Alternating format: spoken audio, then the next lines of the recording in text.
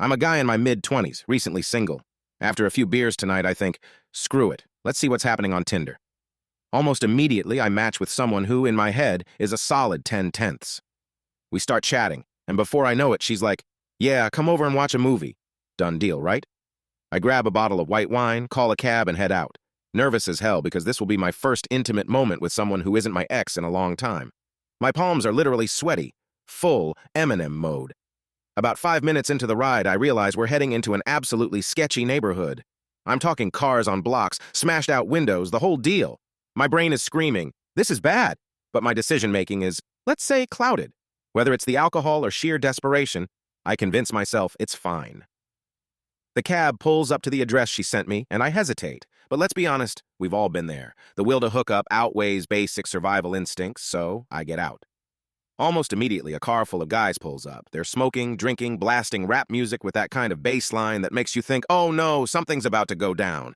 They start shouting at me, telling me to come over to the car. And that's when it hits me. I've been set up. They're going to rob me.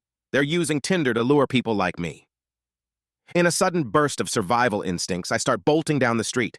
I'm ducking behind parked cars, frantically texting my roommates, thinking, this is it. Fight or flight. Life or death. In my panic, I decide to unmatch this goddess who invited me over. I don't want them having my info if they're scamming me. I'm crouched behind a van, trying to catch my breath, when I glance up at a street sign. And then it hits me. This isn't even the right neighborhood. The relief is instant and overwhelming. I'm not about to get jumped, but then the crushing realization follows.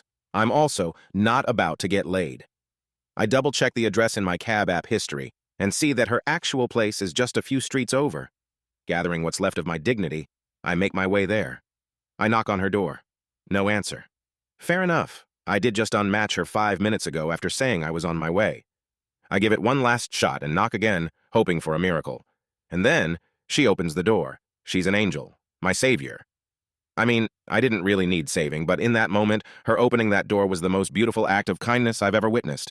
She invites me in. I spend the next hour explaining everything, every embarrassing, ridiculous detail.